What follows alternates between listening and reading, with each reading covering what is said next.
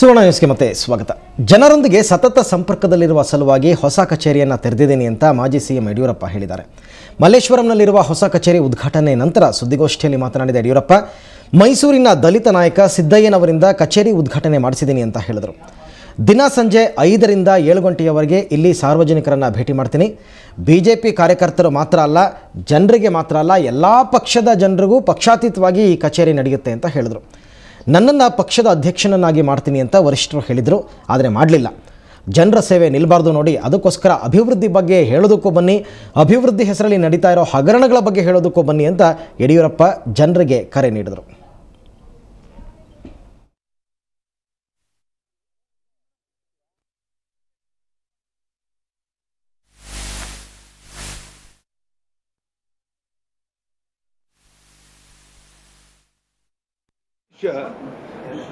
ಕಳೆದ 9 ತಿಂಗಳಿಂದ ಅಧಿಕಾರ ಹೋದ್ಮೇಲೂ ಸಹ ನಮ್ಮ ರೇಸ್ ಕೋರ್ಸ್ ಮನೆ ಯಾವ ರೀತಿ ತುಂಬಿ ತುಳುಕ್ತಾ ಇತ್ತು ಅನ್ನೋದು ನೀವು ನೋಡಿದ್ದೀರಾ.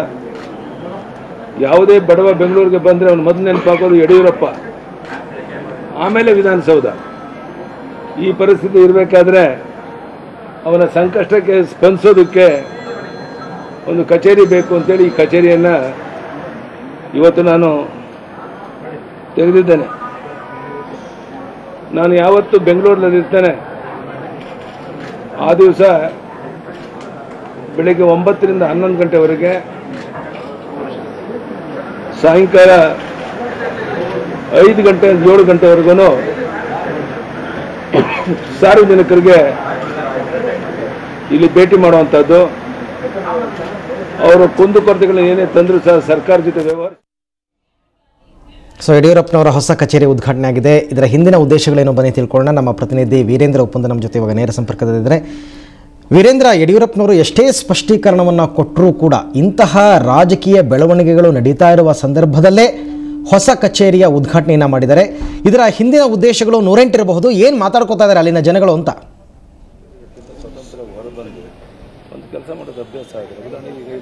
ನಿಜ ಅರವಿಂದ್, ಸಹಜವಾಗಿ ಎಲ್ಲರಲ್ಲೂ ಕೂಡ ಒಂದು ಕುತೂಹಲ ಇತ್ತು, ಯಡಿಯೂರಪ್ಪನವರ ಹೊಸ ಕಚೇರಿಯ ಉದ್ದೇಶ ಏನಿರ್ಬೋದು ಅಂತ. ಯಡಿಯೂರಪ್ಪನವರು ತಮ್ಮ ಕಚೇರಿಯ ಉದ್ಘಾಟನೆ ನಂತರ ಸುದ್ದಿಗೋಷ್ಠಿ ಮಾಡಿ ಸ್ಪಷ್ಟವಾಗಿ ಹೇಳಿದ್ರು, ಯಾವುದೇ ಪಕ್ಷದ ಕಾರ್ಯಕರ್ತರಾದರೂ ಕೂಡ ಇಲ್ಲಿಗೆ ಬರ್ಬೋದು, ಕೇವಲ ಬಿಜೆಪಿ ಕಾರ್ಯಕರ್ತರು ಅಂತಲ್ಲ, ಎಲ್ಲ ಪಕ್ಷದ ಕಚೇರಿಯ ಕಾರ್ಯಕರ್ತರಿಗೂ ಕೂಡ ಇಲ್ಲಿ ಮುಕ್ತ ಆಹ್ವಾನ ಇರುತ್ತೆ. ಸ್ವತಃ ಮುಖ್ಯಮಂತ್ರಿ ಸದಾನಂದ ಗೌಡರೇ ಇಲ್ಲಿಗೆ ಆಗಮಿಸಬೇಕಾದ್ರೆ ಭಾಗವಹಿಸಬಹುದು. ಯಾವುದೇ ರೀತಿಯಲ್ಲೂ ಕೂಡ ಇಲ್ಲಿ ನೀವು ಬೇರೆ ರೀತಿಯ ಯೋಚನೆಯನ್ನ ಮಾಡೋದು ಅಗತ್ಯ ಇಲ್ಲ.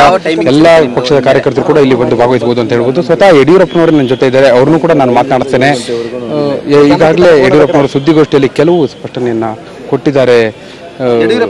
ಈಗಾಗಲೇ ಅರವಿಂದ್, ಯಡಿಯೂರಪ್ಪನವ್ರನ್ನ ಮಾತನಾಡಿಸುವ ಒಂದು ಪ್ರಯತ್ನವನ್ನು ಕೂಡ ನಾನು ಮಾಡ್ತೇನೆ. ಇನ್ನು ಕೆಲವೇ ನಿಮಿಷದಲ್ಲಿ ಯಡಿಯೂರಪ್ಪನವರು ಸುವರ್ಣ ನ್ಯೂಸ್ ಜೊತೆ ಮಾತನಾಡುವವರಿದ್ದಾರೆ. ಈಗ ಅರವಿಂದ್, ಸುದ್ದಿಗೋಷ್ಠಿಯಲ್ಲಿ ಪ್ರಮುಖವಾಗಿ ಯಡಿಯೂರಪ್ಪನವರು ಹೇಳಿದ್ದೇನೆಂದ್ರೆ, ಈ ಒಂದು ಕಚೇರಿ ಏನಿದೆ ಇದು ಯಾವುದೇ ಹೊಸ ಪಕ್ಷವನ್ನು ಸ್ಥಾಪಿಸುವ ಉದ್ದೇಶವನ್ನು ಇಟ್ಕೊಂಡಿಲ್ಲ, ಪಕ್ಷದಲ್ಲಿ ಯಾವುದೇ ಗೊಂದಲಗಳಿಲ್ಲ. ಪಕ್ಷದ ವರಿಷ್ಠರು ಬರ್ತಾ ಇರೋದು ಮುಖ್ಯವಾಗಿ ಈಗಾಗಲೇ ಏನು ಪಕ್ಷದ ಕಚೇರಿ ಉದ್ಘಾಟನೆ ಆಗಿದೆ, ಆ ಪಕ್ಷದ ಕಚೇರಿ ವಿಚಾರವಾಗಿ ಚರ್ಚೆ ನಡೆಸುವ ಸಲುವಾಗಿ ಬರ್ತಿದ್ದಾರೆ ಅನ್ನೋ ಮಾತನ್ನು ಅವರು ಹೇಳಿದ್ರಾದ್ರೂ ಕೂಡ ಸಹಜವಾಗಿ ರಾಜಕೀಯ ಗೊಂದಲಗಳ ಬಗ್ಗೆ ಚರ್ಚೆ ನಡೆಯುವಂತಹ ಸಾಧ್ಯತೆ ಇದೆ. ಯಡಿಯೂರಪ್ಪನವರು ಈ ಹಿಂದೆಯೇ ಹೇಳಿದ್ರು, ನಾನು ಈಗ ಪಕ್ಷದ ರಾಜ್ಯಾಧ್ಯಕ್ಷನಲ್ಲ, ಮುಖ್ಯಮಂತ್ರಿಯೂ ಅಲ್ಲ, ಆದರೆ ಈ ಒಂದು ಸಂದರ್ಭದಲ್ಲಿ ನನ್ನನ್ನ ಯಾವ ರೀತಿ ಬಳಸ್ಕೊಳ್ಬೇಕು ಅನ್ನೋದು ಪಕ್ಷದ ಹೈಕಮಾಂಡ್ಗೆ ಬಿಟ್ಟ ವಿಚಾರ ಅನ್ನುವಂತ ಮಾತನ್ನ ಹೇಳಿದ್ರು. ಈಗ ಯಡಿಯೂರಪ್ಪನವ್ರನ್ನೇ ನಾನು ಮಾತನಾಡಿಸುವ ಒಂದು ಪ್ರಯತ್ನದಲ್ಲಿದ್ದೇನೆ. ಅವರು ಕೂಡ ಸುವರ್ಣ ನ್ಯೂಸ್ ಜೊತೆ ಮಾತನಾಡ್ತಾರೆ. ಅರವಿಂದ್, ಪ್ರಮುಖವಾಗಿ ಬೆಳಗ್ಗೆ ಯಡಿಯೂರಪ್ಪನವರ ಪುತ್ರ ರಾಘವೇಂದ್ರ ಕೂಡ ಸುವರ್ಣ ನ್ಯೂಸ್ ಜೊತೆ ಮಾತನಾಡಿ ಹೇಳಿದ್ರು, ಯಾವುದೇ ಒಂದು ಗೊಂದಲಗಳು ಪಕ್ಷದಲ್ಲಿ ಇಲ್ಲ, ಎಲ್ಲವನ್ನೂ ಕೂಡ ಬಗೆಹರಿಸಿಕೊಳ್ಳುವ ನಿಟ್ಟಿನಲ್ಲಿ ಈಗಾಗಲೇ ಚಿಂತನೆಗಳು ಸಾಗಿವೆ ಅನ್ನುವಂತ ಮಾತನ್ನ ಹೇಳಿದ್ರು. ಅದರಲ್ಲೂ ಮುಖ್ಯವಾಗಿ ಇವತ್ತು ಒಬ್ಬ ದಲಿತ ಕಾರ್ಯಕರ್ತನಿಂದ, ದಲಿತ ಮುಖಂಡನ ಕೈಯಿಂದ ಈ ಒಂದು ಪಕ್ಷದ ಕಚೇರಿಯನ್ನು ಉದ್ಘಾಟನೆ ಮಾಡಿದ್ರು. ಅರವಿಂದ್, ಈಗಾಗಲೇ ಸಾಕಷ್ಟು ಕಾರ್ಯಕರ್ತರು ಇಲ್ಲಿ ನೆರೆದಿದ್ದಾರೆ. ಅವರೆಲ್ಲರೂ ಕೂಡ ಹೇಳ್ತಾ ಇದ್ದಾರೆ, ಯಡಿಯೂರಪ್ಪನವರು ಖಂಡಿತವಾಗಿಯೂ ಕೂಡ ಈಗ ಸುವರ್ಣ ನ್ಯೂಸ್ ಜೊತೆ ಮಾತನಾಡುವವರಿದ್ದಾರೆ. ಯಾವುದೇ ಸಾರ್ವಜನಿಕರು ಬಂದು ಈ ಕೆಲಸ ಆಗಿಲ್ಲ ಅಂತ ನನ್ನ ಗಮನಕ್ಕೆ ತಂದೆ. ಯಡಿಯೂರಪ್ಪನವರೇ, ಈ ಒಂದು ಸಂದರ್ಭದಲ್ಲಿ ನೀವು ಏನು ಹೇಳಲಿಕ್ಕೆ ಇಷ್ಟಪಡ್ತೀರಿ? ಈ ಒಂದು ಪಕ್ಷದ ಉದ್ಘಾಟನೆಯನ್ನ ಮಾಡಿದ್ದೀರಿ, ಈ ಸಂದರ್ಭದಲ್ಲಿ ಪ್ರಮುಖವಾಗಿ ಏನು ಉದ್ದೇಶ ಇದೆ? ಎಲ್ಲ ಒಂದು ಕಡೆ ಇದು ಹೊಸ ಪಕ್ಷದ ಒಂದು ವೇದಿಕೆ ಅನ್ನುವಂತ. ಒಬ್ಬ ಹರಿಜನ ಮುಖಂಡ ಮೈಸೂರಿನ ಕೈಯಿಂದ ನಮ್ಮ ಕಾರ್ಯಾಲಯವನ್ನು ಉದ್ಘಾಟನೆ ಮಾಡಿಸಿದ್ದೇವೆ. ಇವತ್ತು ತಾವು ಅಪಾರ್ಥ ಮಾಡಿಕೊಳ್ಳುವಂಥ ಅಗತ್ಯ ಇಲ್ಲ. ಒಬ್ಬ ಮಾಜಿ ಮುಖ್ಯಮಂತ್ರಿಯಾಗಿ, ಮಾಜಿ ವಿರೋಧ ಪಕ್ಷ ನಾಯಕ ಆಗಿ, ಮಾಜಿ ಉಪಮುಖ್ಯಮಂತ್ರಿಯಾಗಿ, ಮಾಜಿ ರಾಜ್ಯದ ಪಕ್ಷದ ಅಧ್ಯಕ್ಷನಾಗಿ ಜನರ ಕುಂದು ಕೊರತೆಗಳನ್ನು ಕೇಳೋದಕ್ಕೋಸ್ಕರ ಒಂದು ಅವಕಾಶ ಕಚೇರಿ ಬೇಕಾಗಿತ್ತು. ಹಿಂದಿನವರು ಅದನ್ನು ಆ ರೀತಿ ಅಭ್ಯಾಸ ಇರಲಿಲ್ಲ. ನಾನೀಗ ತೆಗೆದಿದ್ದೇನೆ. ಇದರ ಮೂಲಕ ಜನರ ಸಂಕಷ್ಟಗಳಿಗೆ ಅವ್ರ ಕಣ್ಣೀರು ಒರೆಸೋಕ್ಕೆ ಇದು ಕೇಂದ್ರ ಆಗಬೇಕು ಅನ್ನೋದು ನನ್ನ ಅಪೇಕ್ಷೆ. ಬೆಳಗ್ಗೆ ಅಷ್ಟು ನೀವು ಒಂದು ಮಾತು ಹೇಳಿದ್ರಿ, ನಾನೀಗ ಪಕ್ಷದ ರಾಜ್ಯಾಧ್ಯಕ್ಷ ಅಲ್ಲ, ಮುಖ್ಯಮಂತ್ರಿಯೂ ಅಲ್ಲ, ಆದರೆ ಯಡಿಯೂರಪ್ಪನ ಯಾವ ರೀತಿ ಬಳಸ್ಕೋಬೇಕು ಅನ್ನೋದು ಹೈಕಮಾಂಡ್ಗೆ ಬಿಟ್ಟಿದ್ದು ಅನ್ನುವಂಥದ್ದು. ಹೀಗಾಗಿ ಇವತ್ತು ಹೈಕಮಾಂಡ್ನ ಅರುಣ್ ಜೇಟ್ಲಿ, ಧರ್ಮೇಂದ್ರ ಪ್ರಧಾನ್ ಬರ್ತಿದ್ದಾರೆ, ಅವ್ರ ಜೊತೆ ಈ ವಿಚಾರ ಚರ್ಚೆ ಮಾಡ್ತಾರೆ. ಅವ್ರನ್ನೆಲ್ಲರೂ ಬಂದವರು ನಾನು ಸಹಜವಾಗಿ ಸಂಪರ್ಕ ಮಾಡ್ತಾರೆ, ನಾನು ಮಾತಾಡ್ತೇನೆ. ಯಡಿಯೂರಪ್ಪನ ಯಾವ ರೀತಿಯಲ್ಲಿ ಉಪಯೋಗ ಮಾಡ್ಕೋಬೇಕು ಅನ್ನೋಂಥದ್ದು ರಾಷ್ಟ್ರೀಯ ನಾಯಕರಿಗೆ ಬಿಟ್ಟಂಥದ್ದು ಅಂತ ಹಿಂದೆನೂ ಹೇಳಿದ್ದೇನೆ, ಈಗಲೂ ಹೇಳ್ತೇನೆ, ಮುಂದೆನೂ ಹೇಳ್ತೇನೆ. ಹಾಗೆ ಮೊನ್ನೆ ಅಷ್ಟೇ ನೀವು ನಿಮ್ಮದೇ ಪಕ್ಷದ ನಾಯಕರ ವಿರುದ್ಧ ಅಸಮಾಧಾನ ವ್ಯಕ್ತಪಡಿಸಿದ್ರಿ, ರಾಜ್ಯ ಪ್ರವಾಸ ಹೋಗುವುದಾಗಿ ಕೂಡ ಹೇಳಿದ್ರಿ. ಬಹುಶಃ ಇವತ್ತು ಯಾವುದೇ ಅಸಮಾಧಾನ ನಿಮ್ಮಲ್ಲಿ ಕಂಡು ಬರ್ತಿಲ್ಲ, ಎಲ್ಲವೂ ಕೂಡ ಈಗ ರಾಜ್ಯ ಆಗಿದೆ ಅಥವಾ ಏನು ಆಕ್ಚುಲಿ ಏನು ನಡೀತಾ ಇದೆ ನಿಮ್ಮ ಪಕ್ಷದಲ್ಲಿ? ಪಕ್ಷದ ಮುಖಂಡನಾಗಿ, ಮಾಜಿ ಮುಖ್ಯಮಂತ್ರಿಯಾಗಿ, ಮಾಜಿ ರಾಜ್ಯ ಅಧ್ಯಕ್ಷನಾಗಿ ಎಲ್ಲರನ್ನ ಒಟ್ಟಾಗಿ ತಗೊಂಡೋಗುವಂಥದ್ದು ನಂದು ಒಂದು ಜವಾಬ್ದಾರಿ ಇದೆ. ಆ ದಿಕ್ಕಲ್ಲಿ ಪ್ರಯತ್ನ ಮಾಡಿ. ಹಾಗೆ ಹೊಸ ಪಕ್ಷವನ್ನು ಕಟ್ತಾರೆ ಅನ್ನುವಂಥ ಗೊಂದಲ ಎಲ್ಲರೂ ಕೂಡ, ಯಡಿಯೂರಪ್ಪನವರು ಹೊಸ ಪಕ್ಷ ಕಟ್ತಾರೆ, ಇಲ್ಲ ಕಾಂಗ್ರೆಸ್ಗೆ ಹೋಗ್ತಾರೆ, ಜೆಡಿಯುಗೆ ಹೋಗ್ತಾರೆ, ಇಂತಹ ಮಾತುಗಳು ಪದೇ ಪದೇ ಕೇಳಿ ಬರ್ತಾ ಇದೆ. ಈ ಪಕ್ಷದ ಕಚೇರಿ ಇವತ್ತು ಓಪನ್ ಆಗಿರೋದ್ರಿಂದ ಸಹಜವಾಗಿ ಅದಕ್ಕೆ ವೇದಿಕೆ ಏನು ಅನ್ಸೋದು ಸಹಜ. ಪಕ್ಷದ ಬಾಗಿಲು ತಟ್ಟುವಂಥ ದುಸ್ಥಿತಿ ನನಗೇನು ಬಂದಿಲ್ಲ. ಇವತ್ತು ಇಲ್ಲೇ ಇದ್ದು ಸಾರ್ವಜನಿಕರ ಕುಂದುಕೊರತೆಗಳು ಕೇಳಿ ಅಧಿಕಾರ ಇಲ್ಲದೇನೋ ಜನರ ಸೇವೆ ಮಾಡ್ಬೋದು ಅನ್ನೋ ಮಾಡಿ ನಾನು ತೋರಿಸ್ತೇನೆ. ಮುಂದೆ ಯಾವ ಕಾಲ ಯಾವ ಸಂದರ್ಭ ಹೇಗೆ ಬರುತ್ತೋ ಆ ಸಂದರ್ಭದಲ್ಲಿ ಯೋಚನೆ ಮಾಡಿ. ಈಗಂತೂ ಸದ್ಯಕ್ಕೆ ಅಂತ ಯಾವುದೇ ಚಿಂತನೆ ಇಲ್ಲ. ಈ ಕಚೇರಿಗೆ ಎಲ್ಲಾ ಪಕ್ಷದ ಕಾರ್ಯಕರ್ತರು ಕೂಡ ಬರ್ಬೋದು ಅನ್ನೋ ಮಾತು ಅಪೇಕ್ಷೆ ಪಟ್ಟರು ಯಾರು ಬೇಕಾದ್ರು ಬರ್ಬೋದು. ನಾನೇನಾದರೂ ಹಾಗೆ ಹೇಳಿದ್ರೆ ನಾವೇನು ಯಡಿಯೂರಪ್ಪನಿಗೆ ಅಪ್ಲಿಕೇಶನ್ ಹಾಕಿದ್ವೇನೋ, ನಾನೇ ಅಲ್ಲಿಗೆ ಹೋಗೋಣ ಅಂತ ಅವ್ರು ಉತ್ತರ ಕೊಡ್ಬೋದು. ಅದು ನನ್ನ ಕಚೇರಿ, ಎಲ್ಲರಿಗೂ ತೆರೆದ ಬಾಗಿಲು. ಹಾಗೆ ವಿಧಾನಸೌಧದಲ್ಲಿ ಯಡಿಯೂರಪ್ಪನವರು ಇದ್ದಾಗ, ಹಾಗೆ ಕೃಷ್ಣಾದಲ್ಲಿದ್ದಾಗ ಜನತಾ ದರ್ಶನ ಮಾಡ್ತಾ ಇದ್ರಿ. ಈಗ ರೇಸ್ ಕೋರ್ಸ್ ರಸ್ತೆ ನಿವಾಸವನ್ನು ಧವಳಗಿರಿಗೆ ಅಂದರೆ ನಿಮ್ಮ ಡಾಲರ್ಸ್ ಕಾಲೋನಿ ನಿವಾಸಕ್ಕೆ ಸ್ಥಳಾಂತರ ಮಾಡ್ತಿದ್ದೀರಿ. ಬಹುಶಃ ಈ ಒಂದು ಜನಸಂಪರ್ಕ ಕಚೇರಿ ಏನಿದೆ, ಸಾರ್ವಜನಿಕರ ಕುಂದುಕೊರತೆ ನೀಗಿಸುವಲ್ಲಿ ಯಾವ ರೀತಿ, ನಾನು ನೆನ್ನೆ ಕೇಳಿದೆ ನಿಮಗೆ, ಯಾವ ರೀತಿ ರೂಪುರೇಷೆ ಇರುತ್ತೆ, ಸಿಬ್ಬಂದಿ ಇರ್ತಾರಾ, ಅದು ನಾಳೆ ಹೇಳ್ತೀನಿ ಅಂತ ಹೇಳಿದ್ರೆ ಅದ್ರ ಬಗ್ಗೆ ಪೂರ್ಣ ನನ್ನ ಕಚೇರಿ ಕೆಲಸ ಮಾಡುತ್ತೆ. ಅವತ್ತವತ್ತು ಜನಸಂಪರ್ಕ ಸಭೆಗಳು ನಾವೇನು ಮಾಡ್ತಾ ಇದ್ದೇವೆ, ಜನರ ಸಮಸ್ಯೆಗಳನ್ನ ಕೃಷ್ಣ ಮುಂದೆ ನಾನು ಕೇಳ್ತಾ ಇದ್ದೆ. ಇನ್ನು ಮುಂದೆ ಇಲ್ಲಿ ಕೇಳ್ತೇನೆ, ಇಲ್ಲಿಂದ ಪತ್ರ ವ್ಯವಹಾರ ಮಾಡ್ತೇನೆ. ಅವತ್ತು ನಾನೇ ಸ್ಥಳದಲ್ಲಿ ಮಂಜೂರು ಮಾಡ್ತಾ ಇದ್ದೆ. ಈಗ ನಾವು ಈಗ ಸಮಸ್ಯೆ ಇದೆ, ಇದಕ್ಕೆ ಅವಕಾಶ ಮಾಡಿಕೊಡಿ ಅಂತ ಪತ್ರ ಬರೀತೇನೆ, ಸಂಪರ್ಕ ಮಾಡ್ತೇನೆ, ಅವ್ರು ಕೆಲಸ ಮಾಡ್ಕೊಡೋಕೆ ಪ್ರಯತ್ನ ಮಾಡ್ತೀನಿ. ಯಡಿಯೂರಪ್ಪನವರು ಈ ಒಂದು ಕಚೇರಿಯಲ್ಲಿ ಯಾವ ಸಮಯದಲ್ಲಿ ಸಿಗ್ತಾರೆ? ಯಾಕಂದ್ರೆ ರಾಜ್ಯದ ಜನ ಈಗ ಕುತೂಹಲದಿಂದ ನೋಡ್ತಾ ಇದ್ದಾರೆ, ಯಡಿಯೂರಪ್ಪನವರು ನಾವಿಲ್ಲಿ ಯಾವ ಸಮಯದಲ್ಲಿ ಬಿಟ್ಟು. ಈಗಾಗಲೇ ಸ್ಪಷ್ಟ ಮಾಡಿದ್ದೇನೆ, ಬೆಳಗ್ಗೆ 9ರಿಂದ 11 ಗಂಟೆವರೆಗೆ ನಾನು ಊರಲ್ಲಿದ್ದಾಗ, ಸಾಯಂಕಾಲ 5ರಿಂದ 7 ಗಂಟೆವರೆಗೆ ಇನ್ನೂ ಹೆಚ್ಚು ಸಮಯ ಇರ್ತೇನೆ. 4 ಗಂಟೆ ಅಂತೂ ಇದ್ದೇ ಇರ್ತೇನೆ. ಓಕೆ, ಧನ್ಯವಾದ. ಯಡಿಯೂರಪ್ಪನವರು ಬಹಳ ಸ್ಪಷ್ಟವಾಗಿ ಹೇಳಿದ್ರು. ಅರವಿಂದ್ ಬೆಳಗ್ಗೆ 9ರಿಂದ 11 ಗಂಟೆವರೆಗೂ ಹಾಗೂ ಸಂಜೆ 5ರಿಂದ 7 ಗಂಟೆವರೆಗೂ ಕೂಡ ಬೆಂಗಳೂರಿನಲ್ಲಿದ್ದಾಗ ಈ ಕಚೇರಿಯಲ್ಲಿ ನಾನು ಸಿಗ್ತೇನೆ. ಅಷ್ಟೇ ಅಲ್ಲ, ಯಾವುದೇ ರೀತಿಯ ಗೊಂದಲಗಳು ಬೇಡ, ಈಗ ನಾನು ಹೊಸ ಪಕ್ಷವನ್ನು ಕಟ್ಟುವಂತ ದುಸ್ಥಿತಿಯಲ್ಲಿ ಖಂಡಿತವಾಗಿಯೂ ಇಲ್ಲ, ಎಲ್ಲವೂ ಕೂಡ ಸುಗಮವಾಗಿ ಸಾಗುತ್ತೆ ಅನ್ನುವಂಥ ಒಂದು ಆಶಾವಾದವನ್ನ ಯಡಿಯೂರಪ್ಪನವರು ವ್ಯಕ್ತಪಡಿಸಿದ್ದಾರೆ. Okay Veerendra, thank you very much ತಮ್ಮ ಎಲ್ಲ ಮಾಹಿತಿಗಾಗಿ. ಯಡಿಯೂರಪ್ಪನವರು ಸುವರ್ಣ ನ್ಯೂಸ್ 24/7 ಜೊತೆ ಮಾತನಾಡ್ತಾ ತಮ್ಮ ಮನದಾಳದ ಅಭಿಲಾಷೆಯನ್ನು ವ್ಯಕ್ತಪಡಿಸಿರ್ತಕ್ಕಂಥದ್ದು. ಜನರ ಕುಂದು ಕೊರತೆ ಅಂದರೆ ಯಾವುದೇ ಒಬ್ಬ ವ್ಯಕ್ತಿ, ಯಾವುದೇ ಒಬ್ಬ ಬಡವ ಬೆಂಗಳೂರಿಗೆ ಬಂದರೆ ಆತನಿಗೆ ಮೊದಲು ನೆನಪಾಗೋದೇ ಯಡಿಯೂರಪ್ಪ, ಆ ನಂತರ ವಿಧಾನಸೌಧ. ಹಾಗಾಗಿ ಬರ್ತಕ್ಕಂಥ ಬಡವರಿಗೆ ಅನುಕೂಲ ಆಗಲಿ ಅಂತಂದ್ಬಿಟ್ಟು ಒಂದು ಹೊಸ ಕಚೇರಿಯನ್ನು ನಾನು ತೆರೆದಿರ್ತಕ್ಕಂಥದ್ದು. ಬೆಳಿಗ್ಗೆ 9ರಿಂದ 11 ಗಂಟೆ ತನಕ ಮತ್ತು ಸಾಯಂಕಾಲ 5ರಿಂದ 7 ಗಂಟೆ ತನಕ ಬೆಂಗಳೂರಿನಲ್ಲಿದ್ದಾಗ ಖಂಡಿತ ನಾನು ಕಚೇರಿಯಲ್ಲಿ ನಾನು ಇರ್ತೀನಿ ಅಂತಕ್ಕಂಥ ಮಾತನ್ನು ಅವರು ಹೇಳಿದ್ರು.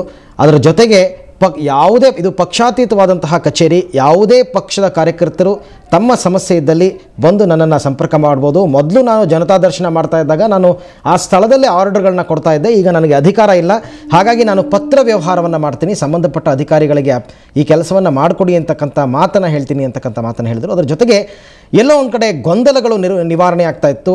ಈಗ ಯಡಿಯೂರಪ್ಪನವರು ಅಧಿಕಾರವನ್ನು ಕಳ್ಕೊಂಡ್ರೆ ಮಾಜಿಯಾಗೇ ಹೆಚ್ಚು ಕಮ್ಮಿ 9 ತಿಂಗಳಾಯಿತು. 9 ತಿಂಗಳಿಂದನೂ ಇವರಿಗೆ ಹೊಸ ಕಚೇರಿ ಆರಂಭ ಮಾಡ್ತಕ್ಕಂಥ ಮನಸ್ಸೇ ಬಂದಿರಲಿಲ್ವಾ?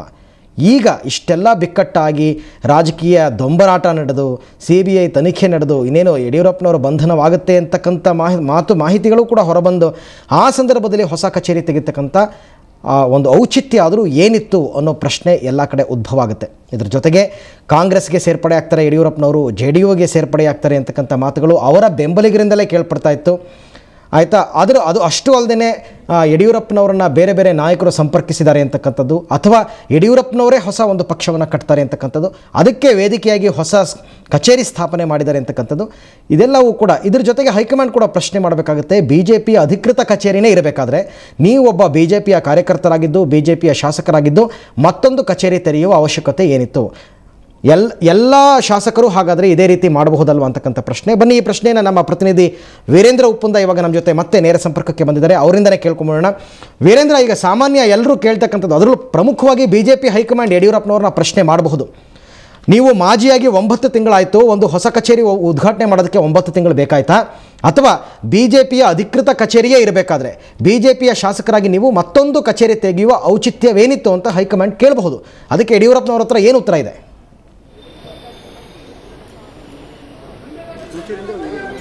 ಈಗಾಗಲೇ ಅದಕ್ಕೆ ಉತ್ತರವನ್ನ ಕೊಟ್ಟಿದ್ದಾರೆ ಅರವಿಂದ್ ಯಡಿಯೂರಪ್ಪನವರು. ಬಹಳ ಸ್ಪಷ್ಟವಾಗಿ ಹೇಳಿದ್ದಾರೆ, ಮಾಜಿ ಮುಖ್ಯಮಂತ್ರಿಯಾಗಿ ನಾನು ಕಳೆದ 9 ತಿಂಗಳಿನಿಂದ ರೇಸ್ ಕೋರ್ಸ್ ರಸ್ತೆ ನಿವಾಸದಲ್ಲಿದ್ದೆ. ಆದರೆ ಈ ಒಂದು ಸಂದರ್ಭದಲ್ಲಿ ಮುಂದಿನ ತಿಂಗಳು ಮೊದಲನೇ ವಾರ ನನ್ನ ನಿವಾಸವನ್ನ ಧವಳಗಿರಿ ಅಂದರೆ ಡಾಲರ್ಸ್ ಕಾಲನಿ ನಿವಾಸಕ್ಕೆ, ಸ್ವಂತ ನಿವಾಸಕ್ಕೆ ಬದಲಾಯಿಸ್ತಾ ಇದ್ದೇನೆ. ಆ ಕಾರಣಕ್ಕಾಗಿ ಅಲ್ಲಿ ರೇಸ್ ಕೋರ್ಸ್ ರಸ್ತೆ ನಿವಾಸದಲ್ಲಿ ಪ್ರತಿನಿತ್ಯ ಏನು ನಾನು ಜನರೊಂದಿಗೆ ಸಂಪರ್ಕದಲ್ಲಿರ್ತಿದ್ದೆ, ಇನ್ನು ಮುಂದೆ ಸಾಧ್ಯ ಆಗೋದಿಲ್ಲ. ಆ ಕಾರಣಕ್ಕಾಗಿ ಇಲ್ಲಿ ಜನಸಂಪರ್ಕ ಕಚೇರಿಯನ್ನು ತೆರಿಬೇಕಾದಂಥ ಅನಿವಾರ್ಯತೆ ಇದೆ ಅನ್ನುವಂಥ ಒಂದು ಸ್ಪಷ್ಟನೆಯನ್ನು ಈಗಾಗಲೇ ಯಡಿಯೂರಪ್ಪನವರು ಕೊಟ್ಟಿದ್ದಾರೆ. ಆದರೂ ಕೂಡ ನಾವು ಮತ್ತೊಂದು ಆಂಗಲ್ನಿಂದ ಇದನ್ನು ನೋಡಲೇಬೇಕಾಗುತ್ತೆ. ಯಾಕೆಂದರೆ ಇವತ್ತು ಯಡಿಯೂರಪ್ಪನವರು ಇರುವಂತಹ ನೆಲೆ ಹಾಗೂ ಸ್ಥಿತಿ, ಪಕ್ಷದಲ್ಲಿ ಅವರು ನಿಜ 3.5 ವರ್ಷ ಮುಖ್ಯಮಂತ್ರಿ ಆಗಿದ್ರು, ಅದಾದ ನಂತರ ರಾಜೀನಾಮೆ ಕೊಟ್ಟ ನಂತರ ಅವರು ಮಾಜಿ ಆದರು. ಅದಾದ ನಂತರ ಪಕ್ಷದಲ್ಲಿ ಆದಂಥ ಬೆಳವಣಿಗೆಗಳು, ತಾವೇ ಕೂರಿದ ಸದಾನಂದ ಗೌಡರು ಈಗ ಯಡಿಯೂರಪ್ಪನವ್ರ ಜೊತೆ ಇಲ್ಲ. ಹೀಗಾಗಿ ಯಡಿಯೂರಪ್ಪನವರು ಬದಲಾದ ಸ್ಥಿತಿಗತಿಯನ್ನು ಬಹಳ ಚೆನ್ನಾಗಿ ಅರ್ಥ ಮಾಡ್ಕೊಂಡಿದ್ದಾರೆ. ಮುಂದೆ ಭವಿಷ್ಯದಲ್ಲಿ ಎಂತಹ ಸ್ಥಿತಿ ಬಂದರೂ ಕೂಡ ಅದಕ್ಕೆ ಸಿದ್ಧನಾಗಿರಬೇಕು ಅನ್ನುವಂಥ ಒಂದು ಮನಸ್ಥಿತಿ ಯಡಿಯೂರಪ್ಪನವರಲ್ಲಿ ಬಹಳ ಸ್ಪಷ್ಟವಾಗಿ ಕಂಡು ಬರ್ತಾ ಇದೆ. ಅದೇ ಕಾರಣಕ್ಕಾಗಿ ಬೇಕಾದಂಥ ಎಲ್ಲ ಸಿದ್ಧತೆಗಳನ್ನು ಕೂಡ ಮಾಡ್ಕೊಳ್ತಿರುವಂಥದ್ದು. ಅದಕ್ಕೆ ಒಂದು ನಿದರ್ಶನ ಈ ಒಂದು ಕಚೇರಿಯ ಉದ್ಘಾಟನೆ. ನಿಜ ಇದು ಜನಸಂಪರ್ಕ ಕಚೇರಿ ಅಂತಲೇ ಅವರು ತೆರೆದಿದ್ದಾರೆ, ಜನರನ್ನ ನಿರಂತರವಾಗಿ ಸಂಪರ್ಕದಲ್ಲಿರುವ ಸಲುವಾಗಿಯೇ ತೆರೆದಿದ್ದಾರೆ. ಅದನ್ನು ಕೂಡ ಹೇಳಿದ್ರು, ಸಮಯ ಕೂಡ ಅವ್ರು ಹೇಳಿದ್ರು, ಬೆಳಗ್ಗೆ 9 ರಿಂದ 5 ಗಂಟೆ 11 ಗಂಟೆ ತನಕ, ಹಾಗೆ ಸಂಜೆ 5 ರಿಂದ 7 ಗಂಟೆ ತನಕ ನಾನು ಇಲ್ಲಿ ಸಿಗ್ತೇನೆ ಅನ್ನುವಂಥದ್ದು. ಅಷ್ಟೇ ಅಲ್ಲ, ಎಲ್ಲಾ ಪಕ್ಷದ ಕಾರ್ಯಕರ್ತರು ಕೂಡ ಇಲ್ಲಿಗೆ ಬರ್ಬೋದು, ಕೇವಲ BJP ಕಾರ್ಯಕರ್ತರಿಗಾಗಿ ಅಲ್ಲ ಈ ಕಚೇರಿ ಅನ್ನುವಂಥದ್ದು.